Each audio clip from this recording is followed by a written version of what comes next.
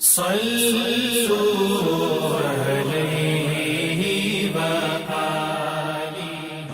اکرم صلی اللہ علیہ وآلہ وسلم نے وحی کے رک جانے کے زمانے کے حالات بیان فرماتے ہوئے کہا کہ ایک روز میں چلا جا رہا تھا کہ اچانک میں نے آسمان کی طرف ایک آواز سنی اور میں نے اپنا سر آسمان کی طرف اٹھایا۔